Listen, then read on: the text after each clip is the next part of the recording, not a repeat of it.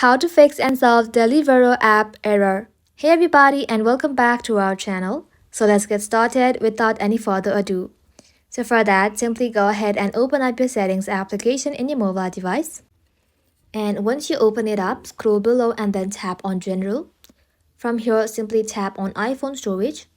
Now once you are inside the iPhone storage, search for the Deliveroo app and then tap onto it. Now once you are in this section, simply tap on Offload app and then tap on Offload app again.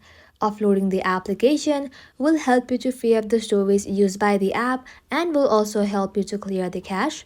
So once you are done offloading the application, simply reinstall the application again.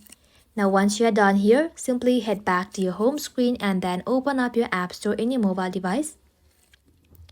Once you are inside the App Store, in the search bar, search for Deliveroo app.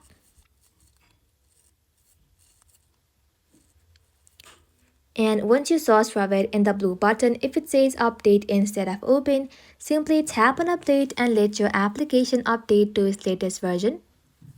Now once it is updated, head back to your home screen and then see if the issue is fixed or not. If not, simply long press the app, tap on remove app, tap on delete app, and then tap on delete again. Once it is deleted from your device, make sure to reinstall the application from App Store. And once you reinstall the app, simply restart your mobile device and then you'll be good to go. And that is how you can do it, guys. Thank you all for watching the video till the very end and stay tuned until our next upload.